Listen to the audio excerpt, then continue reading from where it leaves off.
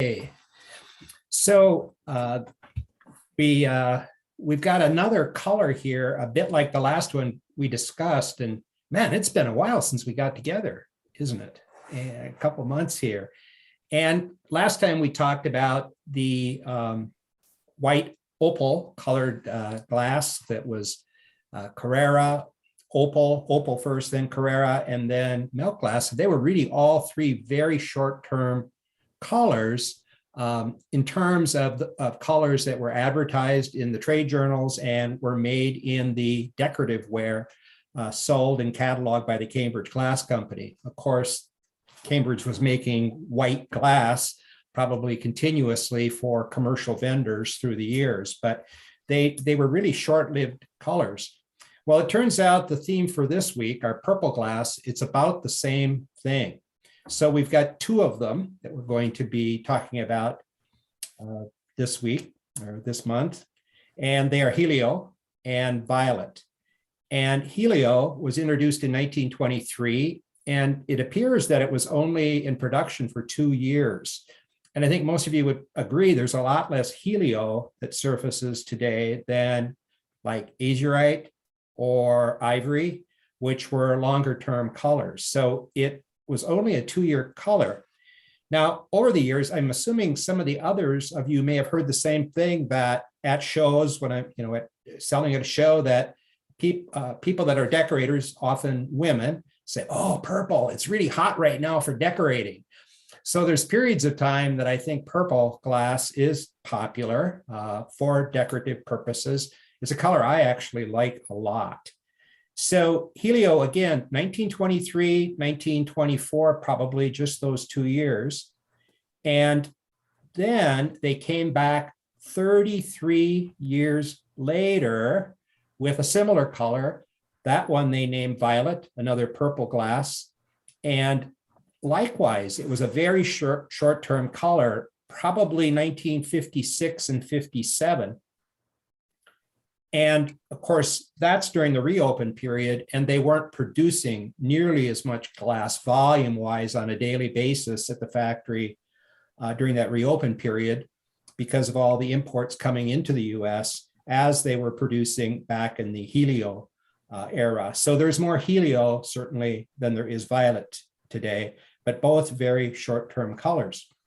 The other thing I could add as far as the colorants, opaque glass, opal glass of all colors, is it's got fluorospar in it to cloud the glass. It's just that ingredient changes it from the formula from a transparent glass to a opaque glass. So obviously both of these had that. The colorants for Helio from the Helmer's batch book are magnesium oxide, no surprise there. That's typical purple coloring that's used like for amethyst as well. And also it has nickel oxide, and nickel imparts also a violet or purple color. So those were the two colorants for Helio. I don't have a formula for Violet, but David Ray wrote an article in a 2012 issue of the Crystal Ball that said he had a formula for Violet, and that it was different colorants. And the two colorants were didymium, just didymium, and powder blue. Well, powder blue is diluted cobalt oxide, and Violet probably does lean a little bluer than Helio. And that didymium, I looked that up, and it's amazing, because what is didymium? It's neodymium, which was used for alexandrite and heather bloom. And then another rare earth element, praseodymium. So it's just amazing. I didn't know that, and David, I didn't know that there was a formula out there for Violet. So you track that down. So it's different colorants for the two formulas of purple glass. Julie, I have a few pieces to show, more than usual, because as it turns out, Violet is one of my prime collecting areas, and we are aware of 20 different blanks. That's all that Violet was made in. I've got 14 of them in my collection. David has got quite a bit of violet as well, and I know he's going to be showing a number of pieces of violet tonight, so we're going to cover that one pretty well. Helio, of course, was made in a wide range of blanks. Generally roundish, the plain wear, patterns, roundish patterns, but so many different comports and bowls and vases. So there's a tremendous variety, and I'm sure many of you will have those to share this evening. So I'm going to lead off with a Helio piece that's undecorated. This is a basket. I think this one is not nearly as common as like azurite and primrose, and especially ivory, and even crown Tuscan, perhaps. Again, Helio is a shorter term color. And right now on my computer, the color isn't as pretty as it is in person. I don't know how it's popping up on your screen, but a very nice piece, and a little bit different shape to it because of the handle. Here's a perfume. It's got a gold incrustation on it. Of course, all the decorated pieces are decorates, incrustations from the 1920s, because that's when this was made. So it's an early, very early pattern for an incrustation. This one, we've seen this vase different times in other colors. This is a Helio with the classic. There's no number, just the name classic for this etching that's then gold encrusted. And this is the small, this vase, the cylinder vase comes in 3 sizes, and this is the smallest, the 8-inch version. Then I've got one more piece of Helio, and it is one of my more favorite pieces. And if this dragon vase looks familiar to it, it is the one that's in Colors Book 1. It's one and the same. Now, the other thing, these dragons, do they look happy to you? No. They're happy dragons because they got a bath. And it's been a very long time since they got a bath, but they got a bath this afternoon. And it's amazing what a bath will do to glass, right? So they're happy dragons. So I'll move on then to Violet. And I think with Violet, they were playing around with, experimenting with some of the different lines. So this is a piece from the seashell line. It's the 4-inch, 3-footed shell dish. And, it's nice. The color, you can tell, probably a little bit lighter, a little bit bluer than Helio. Notice that there's a little bit of streaking in it, but, a seashell piece. I think it's the only seashell piece in Violet. Then they did a couple pieces in the Jenny Lind pattern. This is, I think they call it a bonbon. It's crimp top. Some people would probably call it a vase. They also did the covered candy from the Jenny Lind line, which was during the reopen period. They reworked some molds and came out with this Jenny Lind line. One of my really favorite pieces in my collection, in addition to that dragon vase, is this Everglades vase. And this often pops up, of course, in crystal, but also in moonlight, amber, emerald. So I like the shape of the vase in Everglades, and I really like it, of course, in violet. So I think that this is the only color that this vase was made in opaque color. Other Everglades pieces were made in opaque colors. Now this is a bizarre one. So why they would play around with Caprice is beyond me. And if they were going to pick a blank to try Caprice in violet, why they would pick this one, I don't know. So this is a very common shape, right? We've all seen this center bowl. I think it's a number 66 in the Caprice. Very common, I think very popular in moonlight and in crystal, of course. But when you display it, there's no pattern because it's an opaque glass, so it's, you could display it upside down, but that kind of defeats the purpose of a bowl, I kind of think. So it's kind of a bizarre thing. Why, of all things, they would play with Caprice, they would pick this piece to do it. I mean, like a vase, I think would have made more sense to give a try in violet. there's a few of these out there. This isn't the one and only. I think that Everglades vase, that might be the only one. Then, Julie, I'm going to finish up with 3 pieces that are all from the same mold. So Arcadia was a line produced by Cambridge in the 1940s. I checked today, I think they believe it was released in 1943. They started the patents in 1941. And it's, you could say, maybe a easier leaf line to produce than Everglades. So this bowl has, the leaves and, a lot of, people consider this Everglades, but technically this was not part of the Everglades line. This is Arcadia. And Arcadia was a word that was a code word for something wrapping up World War II. So that's probably why that name was assigned to this line, because it had a special meaning based on wrapping up World War II. So this oval bowl, rather nice piece. Almost all Arcadia is crystal. I think there's a few pieces in moonlight. So again, why they happen to pick these bowls in Arcadia to try Violet is a mystery. Now this bowl is obviously, there's some tools to flare it out on the edges. So this is one item that came from that mold. Here's another item that came from that same mold. So it's another bowl, exactly the same pattern, but when it was finished, it was flattened out more with the finishing tools. And those are both catalog items for Arcadia. The third piece, this is probably a whimsy, because again, it's the same exact mold, it's the same pattern, but they completely flattened it out. So again, for display purposes, it's just smooth on top. So, if you're kind of proud you got a piece of Violet Arcadia in your collection, but you don't see the pattern unless you display it upside down. So anyway, I'm still, because I like Violet, I do like the color and it's unique. So I'm happy to have it in my collection. But again, why they picked Arcadia, and then why in this bowl, why they would flatten it out for a whimsy, again, it's just a mystery. Somebody was playing around some way and said, let's give that a whirl. And this is what they ended up with.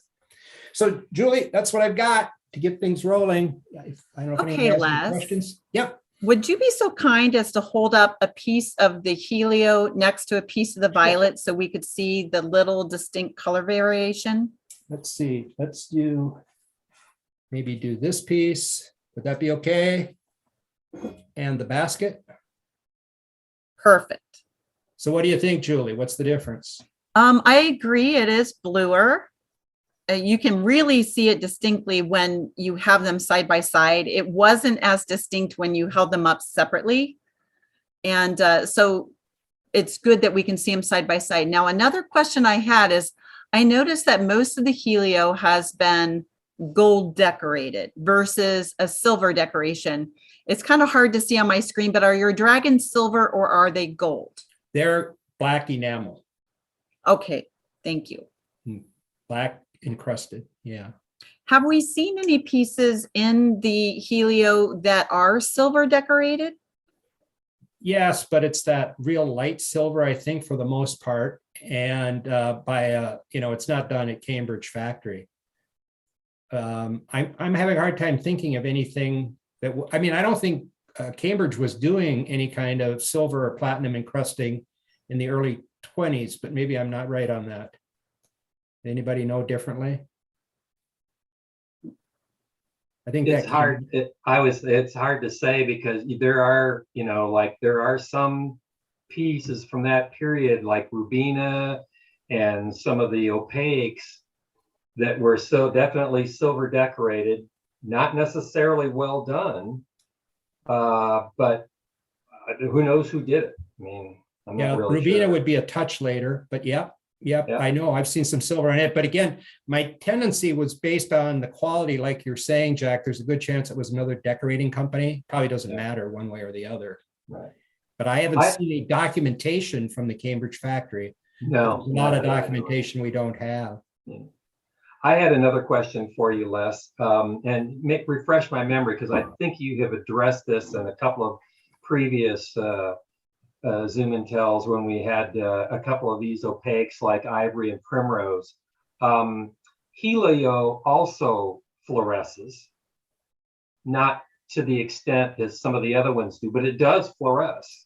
What's the ingredient in there that makes that happen? Well, it's not uranium. You certainly wouldn't put uranium if you want purple glass. That would, because that would turn it green. So I have no idea, Jack, and I'm not one of those black light gurus, unless I'm checking for glue or something like that. But I don't know what it really means. Usually it's uranium we're looking for. Well, I assure you, there's no uranium in this formula. Okay. Okay, very interesting. Do we have any other questions from So those Julie, online? which one do you like better? I like both of them. With your screen, the Helio looks a little on the grayer side, just from my screen. So it has that gray undertone where the Violet has the blue undertone. Yeah. And so again, I think it's just which one you like personally. And kind of coming back to the comments you said about why they would make a Violet in the Caprice line, I think that really is indicative of the mid-modern era, where it was more the clear was going out and more solid pieces were coming in for mid-modern. So that may be a reason why they chose to make bowls in that, because people didn't want to see the things through the bowls as much anymore. The serving pieces had changed, modern dining had changed. So now they were looking at different kind of decoratives at that point for decorative giftware and so forth. Okay. Good Just a thought. Yeah. Okay, so with that being said, I've got to go back to my list. I did this before I had my meeting tonight. We are going to start off with Jack, and on deck will be Gwinnell. Okay, I'm trying to rig a little something up here if I can. Let's see, let me focus this down a little bit. There we go. I have one Violet piece, and this is the number 23 Everglade 5-inch vase. And I was looking at it compared to, say, I put a Helio, and it's exactly the same what you guys were just talking about. I mean, this is more of a bluish tint to it, where this is much more of a, I don't know, purplish tint or whatever to it. But, so anyway, but this is the only piece of Violet that we have in our entire collection. But I was nice to have at least one. So next, we have a few Helio pieces I want to show, and Les was talking about his cylinder vase with the classic etch on it, which was the 8-inch. They did come in 3 sizes, 8, 10, and 12-inch. This is Helio. This has the Decorat, the D619 gold band overlay on it, and then with some gold trim on the top rim and on the base rim too as well. So. And then the last 2 pieces, dug into the Bitters bottle collection, and for a couple. And I wanted to throw them both up here at the same time because what Cambridge did with these, they were just vases. And you find these in Helio, ivory, primrose, etc. And the one on the, let's see, this one, that's the 301 vase. And then they just put a spout in it and called it a Bitters bottle. And they used the same number. So if you have a 301 vase, you can find a spout and put it in there. Now you've got a 301 Bitters bottle. So this, the one that's next to it, is the 303 vase, 6-inch vase. And you can see the difference in the shape a little bit. This one's more kind of slopes up a little more, where this one's more straight up and down and bulbous at the bottom. So the other thing I should point out, this one too, this is gold splattered, although I can see it does not probably show up at all on the screen, but because it's just that real fine gold splattering, they just splattered it all over the place, and so you really can't see that. So that's it. Thank you. Okay, thank you, Jack.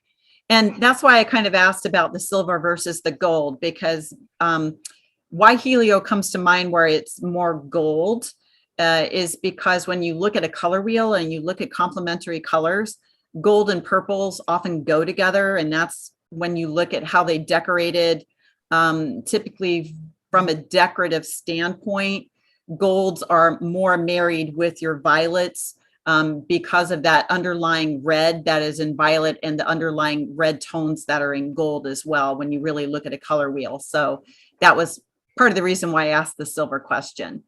But those are really interesting in how they really just changed incrementally those designs being in the vase, and also Les in what you showed in the 3 different types of bowl styles, where it really showed that, you know, Cambridge was creative and innovative, maybe not as innovative, but creative in the way that they would take the same mold and use it several times to make different pieces over and over and over again.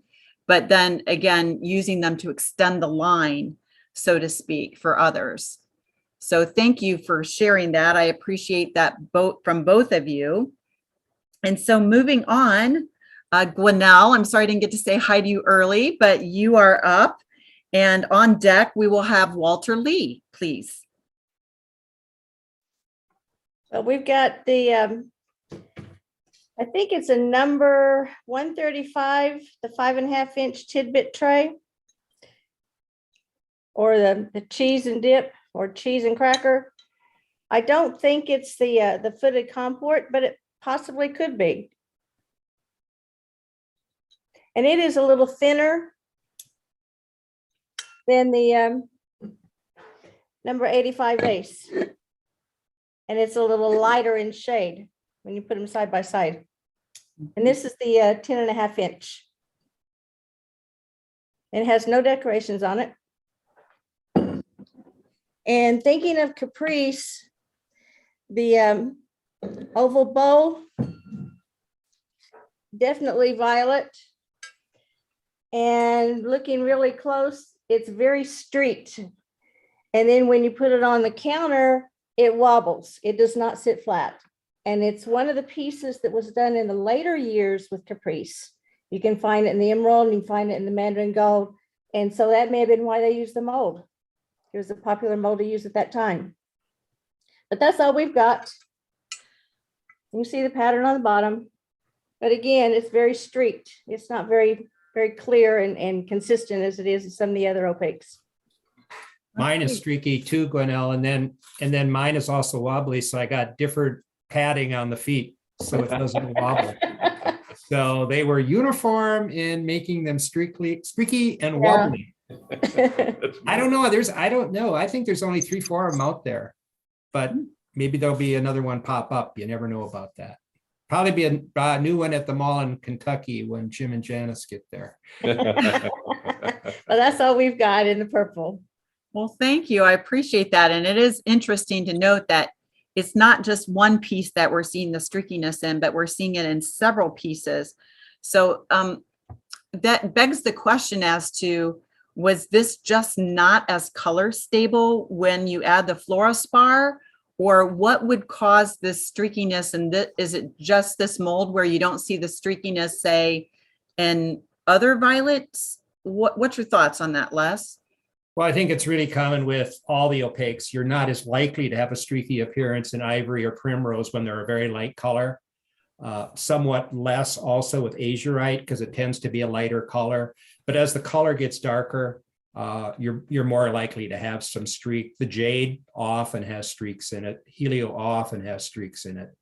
You know, you aren't going to have streaks in ebony because they just keep loading it up with manganese so that it just turns black. But for the jade and the Helio, pretty common to have streaking. Okay, thank you. So next, and thank you very much, Gwinnell, for that. It's always a pleasure to see you and see what you have in your collection. And I can almost guarantee I'm always going to see a Caprice piece. So hopefully this goes really nice with that purple tray that you have that you shared with us one time. So next we have on the list, we have Walter Lee, and on deck, let's put Dorothy. Is Walter with us? Walter, are you there?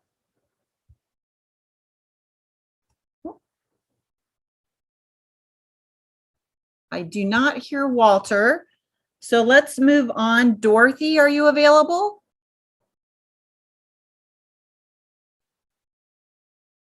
Okay, no Dorothy. So let's move on to, how about Mary and Jeff? Check. Are my Czech friends here? Wow, I feel like I'm striking out tonight. That's unusual. They're normally very timely. We're here. We Okay. were muted. We're here. Okay, good. So yeah, the only piece of violet that we had was the Everglade vase that Jack had, but I couldn't find it. So I'm glad that I figured somebody else would have it. So but yeah, Helios, we love the opaque. So that's one of our favorites. This is the number 437 9.5 inch candlestick. And we've got a pair of these, but we just got out the one.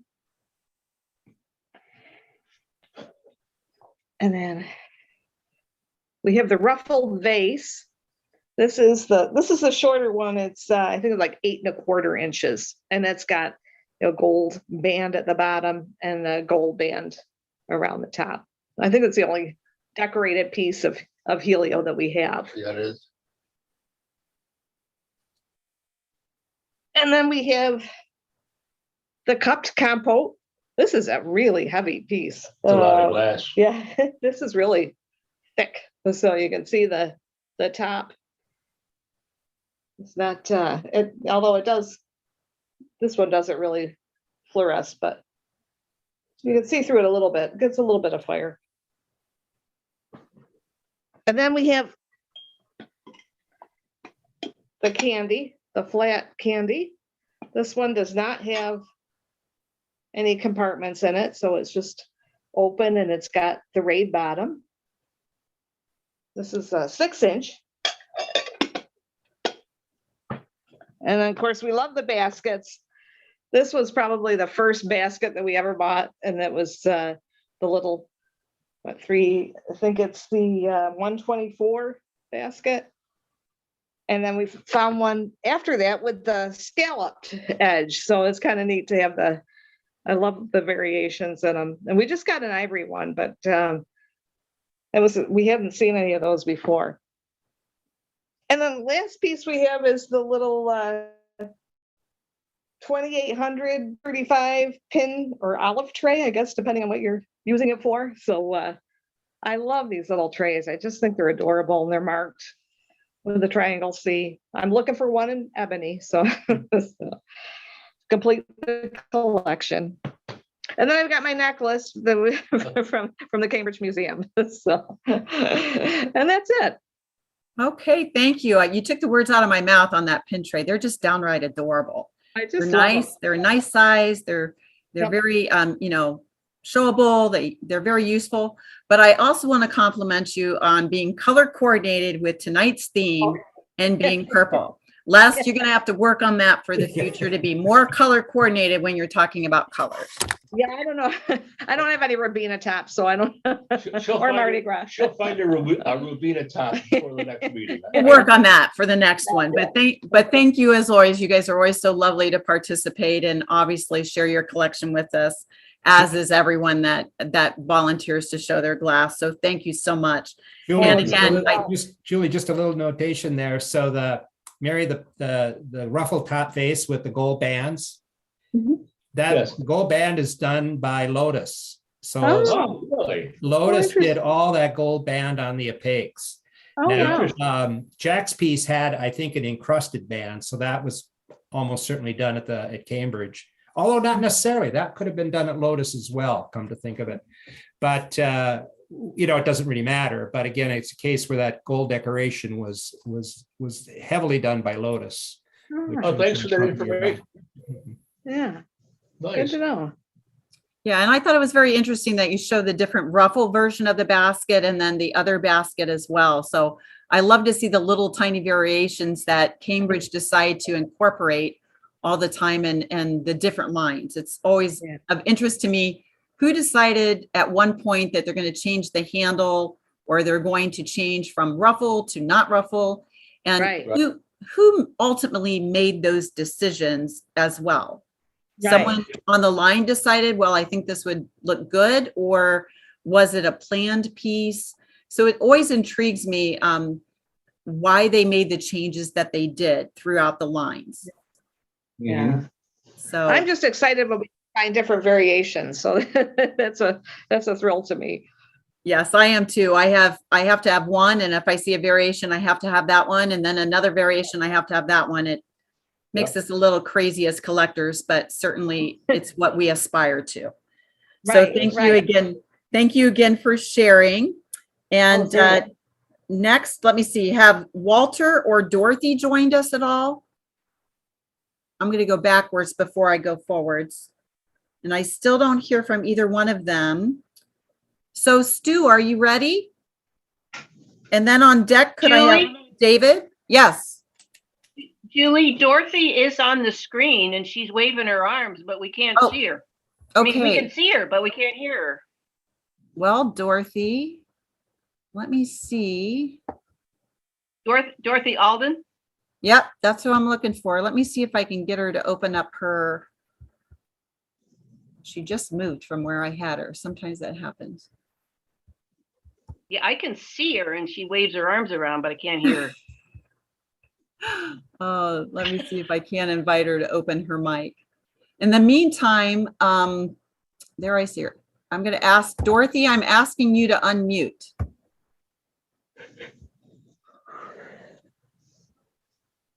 She's unmuted now. Okay, Dorothy, are you with us? No? Okay, Dorothy, you work on unmuting, and we're going to go to Stu for now, but we're coming back to you, Dorothy. Dorothy might not have turned on her audio when she signed in. Ooh, okay. Dorothy, if you don't have your audio on, you may have to sign out and then sign back in to get your audio to work. In the meantime, let's go to Stu. That'll give Dorothy a few minutes to see if she can't, get her audio working. So Stu, you're on, and then we'll put Dorothy on deck. Okay, I'm here. Let me know if you can see these, if these don't show up very well when I'm showing them. I have a smoker's collection, and there was some of the early pieces in the smoker's items that from the 20s. This is the number 115 ashtray with the matchbook holder on it. It's got the daisy or whatever they call the design that I see on a lot of pieces on the bottom, and it's very heavily streaked, and I think that might be because of the thickness of the glass. On other pieces, on other I think there's like 114 or 116 that has a little bit different shape, but instead of the matchbook holder, it's got a matchbox holder where it's solid, and then you will put the matchbox down onto it, and it would shove up the middle part to show the matches. Another piece that I have is a covered candy with it's gold iridized, and it's definitely a deco type of style. This is the 119. It's the 1917/48 colored candy, and I've seen these with different deco decorations in primrose, and I think I've seen it in the azurite and also in the jade. And this is one of my favorite pieces. It's one of my early pieces too. It's a 2368 vase with it's got gold cattails, and it's also iridized. And there's a little story about this because it's one of my first non-caprice pieces when I was first collecting. I was headed over to New Orleans, and I stopped in Alabama. There was a sign for an antique shop, and the lady had this listed as lusterware. She had it in with a bunch of lusterware. It looked like Cambridge to me. I was in my 20s, my late 20s, and it looked like, and I wasn't that big on Cambridge and knowing the different shapes and colors. So fortunately, there was a book dealer there. I ran and looked in the book, and sure enough, it was there. And she had a list. I'm gonna share a price with you because I paid $17 for this. So it's one of my favorite pieces. It's one of my early finds. And I got one in ebony from with also the gold iridized from David recently. So she's got a mate now. And I'm glad that Les had brought up about the violet. I don't have any violet in my collection yet, but I like Jenny Lynn. I have 4 pieces of Jenny Lynn. I just like the pattern. So I'm going to be on the look for a violet and Jenny Lynn. It'll give me Jenny Lynn and also give me my first violet piece. So thank you, Les.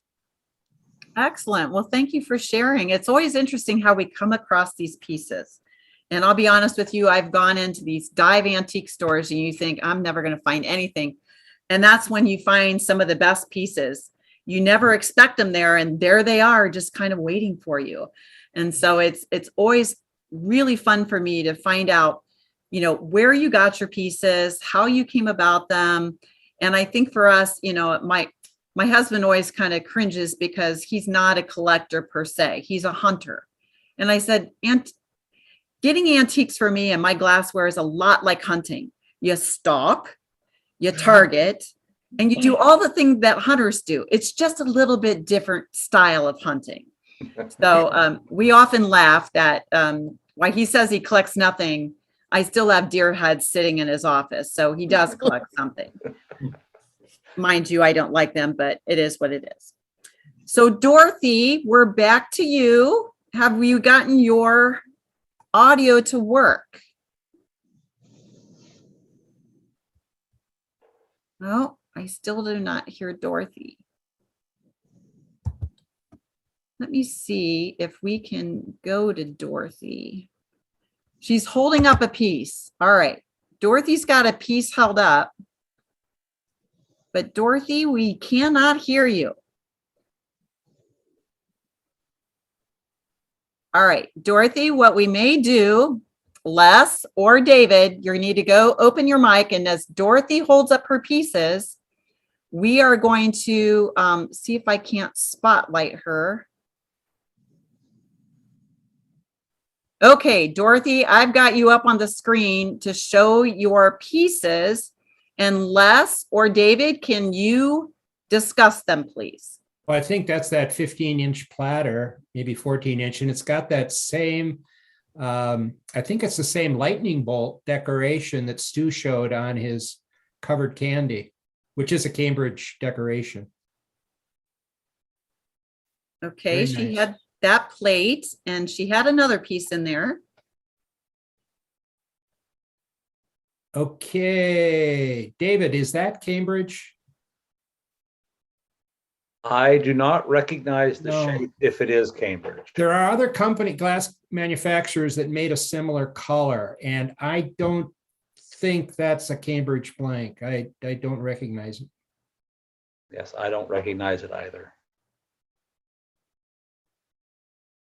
Is that all you got, Dorothy? Oh, she says thank you. So Dorothy, thank you. Appreciate it. Sorry we don't have your audio working, but I'm going to unspotlight you now. And thank you for the commentary, Les and David.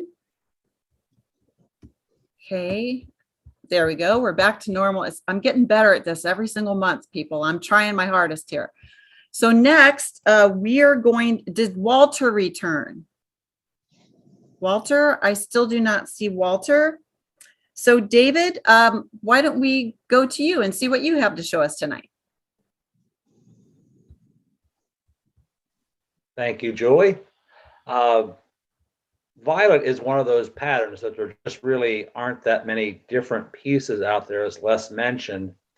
And because of the difficulty in finding those pieces, it can get a little bit competitive when a piece comes on the market because there's just so few examples that are out there that come on the market on a consistent basis. So I think I've always purchased every piece I had the opportunity to purchase. It's just I haven't had many opportunities. So my first item this evening is the #1 Mount Vernon goblet.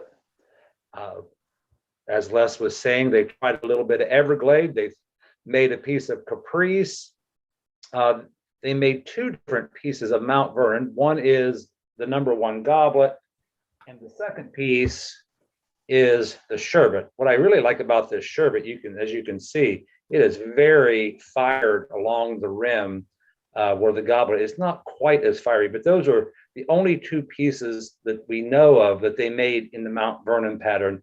The tall goblet and the tall sherbet. Another item that was introduced in the reopen period and was also made in Violet was the ham bone ashtray. There's a little bit of fire in the bottom of that ashtray. This is the smaller ashtray. They made 2 different sizes.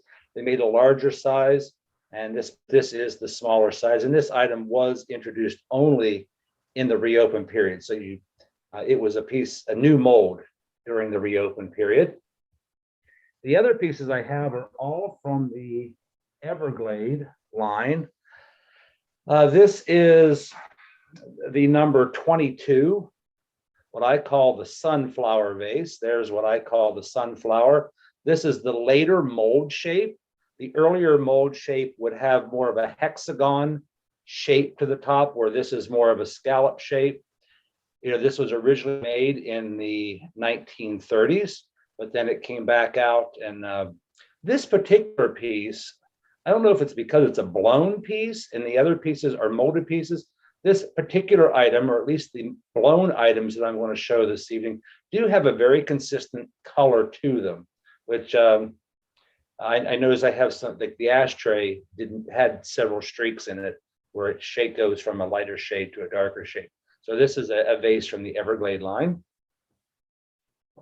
I have a second vase from the Everglade line. This is a much larger vase. It's about 10.5 inches tall, very thin. This is a blown piece, and this particular vase doesn't weigh a whole lot, but it does have, they made this vase in 2 different versions. I'm sorry, my screen is a little bit blurry. I don't know if it's the glare off the glass or not, but this vase has the flare to it. The earlier vases that you see in ebony and light emerald back in the 1930s, the sides go straight up, and there's a little bit less tulip and leaf decoration here around the neck. The final piece this evening is a piece from the Arcadia line. It is the covered candy. This piece is extremely dark, and the ones I have seen are always very dark for some reason, except for the trim around the edge, which tends to be almost a white color to it. So here you have the lid, and then you have the 3-footed candy. This is the number 165 candy from the Arcadia line, but oftentimes people refer to this as the Everglade candy. Well, Julie, those are the items I have to share this evening. Well, thank you so much. I appreciate that, David. And it's really interesting how yours seem more purple, especially on the last candy bowl. It just has a little more of that vibrant, purple look that we would say is more of like the royal purple look to it. So again, really interesting how we can see variations, especially in the opaques, versus where we're so used to the crystal looking so consistent over time. That's correct. So very interesting on that. So I'm going to give Walter one more chance. Walter, have you returned? Okay, if not, I received a message from Mike Strebler. So Mr. Strebler, please give us an idea what you've got in your collection. Well, thank you, Julie. I don't know what people have, I was a little late. It's spring, and part of my rite of passage in the spring is to take my zero-turn mower out and bury it in the mud. So I was trying to get it out, and I just gave up and came to Zoom and Tell. So I apologize if I'm doing dupes, but I like them anyway. I like plates. This is a Helio 10.5-inch plate, I believe. And we've got the 10.5-inch plates in a lot of different opaques. We really like those. And going with that, this would be the salad plate that goes with it. To give you the size. So I got those two. And I just ran down and filled a vast laundry basket. This is Helio. And Jack, I don't know, as a community, I don't know. That's Helio. And I thought this was kind of a cool base. Just a little stick base. And Helio. And here's the partner for David's base. And David had some technical description. This is my big vase #1. That's the technical term for it. And then I might have something that hasn't come up yet. This is Violet. This is seashell. And as far as I know, that's the only piece that they made in Violet seashell. And one last piece. This is a Jenny Lynn covered candy in Violet. It's got some white stripes to it and stuff. It's a pretty cool piece. And then that's all I brought. The rest of we have a lot of Helio 119 baskets, 118. The smaller ones like Mary had. Some of them have gold on them, but that's what we have in our theme for tonight. And your theme for tonight. Well, thank you so much for sharing. I found it interesting on your candy jar. Could you hold that one up just one more time? That it seems like you could almost see a little more transparency, not that it's transparent, it's an opaque, but obviously through what I would call the coins that go along, you can almost see that they're lighter when you hold it up to the light. This is true. Yeah. They're translucent. Yes, more translucent. So I find that very interesting. Is it much thinner in that section of glass, Mike, or is it just? The piece is really pretty heavy. But I think the density in those particular spots is a little less, Julie. Okay, thank you. And Yeah, if you you can know- just really, it's very noticeable when you hold it up that you could, it's more translucent in that particular part. Yeah, of the it's candy. just in the thumbprints going around. Yeah. It's a really heavy piece. It looks heavy. That's why I found it kind of interesting that it looked, Yeah. you know, And a little more translucent. the lid is like that too, Jewel. Yes. Okay. Very interesting. Well, thank you so much for sharing. And we did see one piece of seashell earlier, but it's always good to see what else is out there. So thank you. Was it Mike. the same one, Jewel? I believe it was. Yeah, okay. Les, was it the same piece? I believe so. Yes, they're twins. They're twins. Okay. More so, I really enjoy those plates. I could have used those for this last weekend. They would have looked perfect on my table. The plates are really cool. We've got them in ivory, avocado, pomona, whatever you want to call it. I think we have azurite. I'm not sure on that one, but we go for 10.5-inch plates. Okay, so on that particular plate size, obviously you've got the large plate and then you've got the smaller plate. Yes. What other serving pieces came, let's say, with that particular, it looks like it's a round shape. Were the other serving pieces that came with that particular grouping, just out of curiosity, do you know? I have no idea. All we have is the 10.5 inch service, the probably it's an 8.5 salad. And I think in avocado, we have or pomona, sorry, Les. We have a 6-inch bread and butter too. Okay. So, and they've got they're really ground down here on the bottoms. Okay. So it's part of the plainware line. So they had all the accessory pieces, especially the cream and sugar, for example, and all these opaques. So one of those real old catalogs has the complete line of the plainware.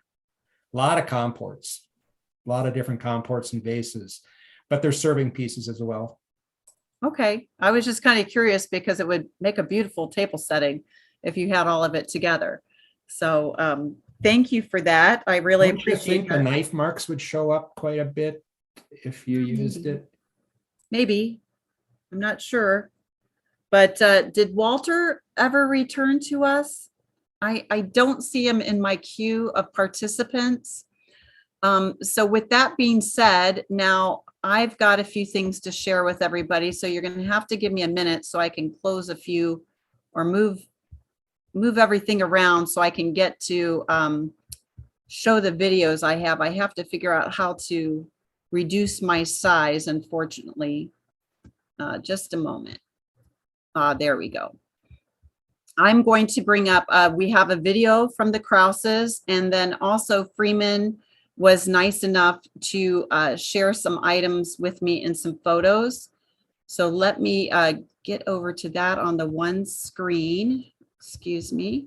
All right. And now I'm going to come back to you guys, and I'm going to share my screen for everyone.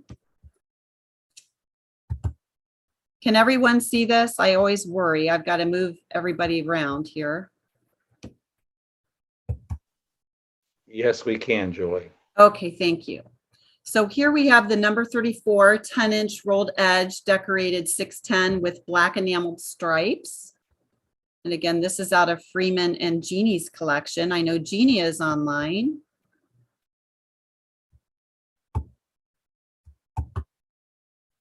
Next, we have the number 83 8-inch vase. Jeannie, do you want to pipe in on anything? Hearing nothing. Okay, and next we're going to have a short video.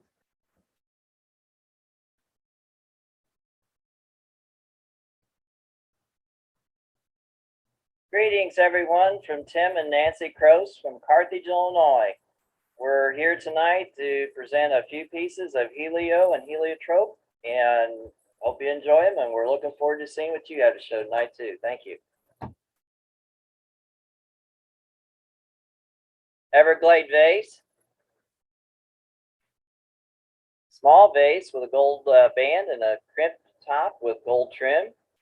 A covered candy bowl without the cover, a ram's head bowl with platinum, a Doric candle, the other Doric candle, Helio bitters bottle, and a compote. And that's all we have to show. So hope you enjoy seeing these, and have a great day. Bye-bye. Okay, let me stop sharing. Oh, there we go. I'm getting better at this. I really am. I have to admit that little 5-inch vases, I just find that to be adorable as well. These really small little pieces. But as you noticed, you saw in that larger ram's head bowl, how really dense and purple that was in comparison to the other pieces. So I really find the opaques that I find more, I guess, color variation over the different pieces. So with that said, oh, thank you. Someone reminded me here, off topic. Wendy reminded us Should the registration forms to the convention be mailed in to the museum, or where should they be mailed into? Anybody commentary on that? They should be mailed to the post office box. I think it's post office box 416. Hopefully that should be printed on the form. If not, you can look inside the crystal ball, I believe inside the front page, to find the post office box. It is printed near I the can't bottom of the seem to, form. I can't seem to find it. It's in very small print near the bottom of the form. And I just happen to have my crystal ball here, right at my fingertips. It is P.O. Box. Oh, okay. Got it? Okay, I see it. Okay. Yep, see it. Thanks. No problem. And Scott said he had something to share. Now, Scott, you know, we're more than happy to see something again. So Scott, I think you're up, Oh, well, I'm really dark here all of a sudden. but you're in the dark. So we Yeah. need you to lighten it up a little bit. What I had, and Kathy just took it away from me, was the Ram's Head Bowl and the Doric candlesticks. Oh, bring it back. That I was was so afraid- cool. Bring it back. That was a video before. We I didn't was- get a good look at it. I was so afraid that they weren't going to get any FaceTime. But I thought for sure, 2 or 3 people are going to show these. So Kathy's bringing it right now. Okay, good. Because I found it very interesting as I asked the question earlier. I have not really ever seen a lot of the silver decoration on Helio. It's more gold. So I'm very interested to see this decoration a little more up close. Okay, and here it is, and it is gold. It is gold. It is gold on the ram's heads, on the horns. Now, see, he showed platinum on the one that we just saw from the Krauses, okay. and yours is gold. And this does have some opalescent to it. I mean, this particular wool is very heavy and very thick, but you can, I think you can see probably some light coming through here at the side. Yes. And then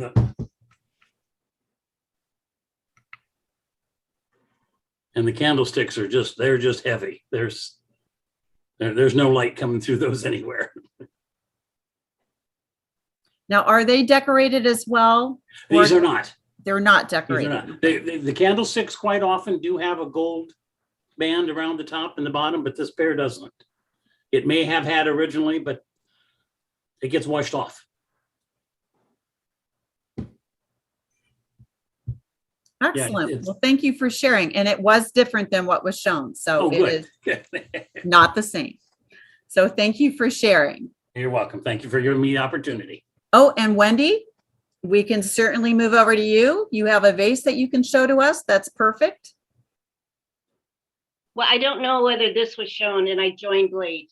So have you guys already had this one up there? What size is that one? Oh, I think it's about 10. Let's see. It's 10 and a half.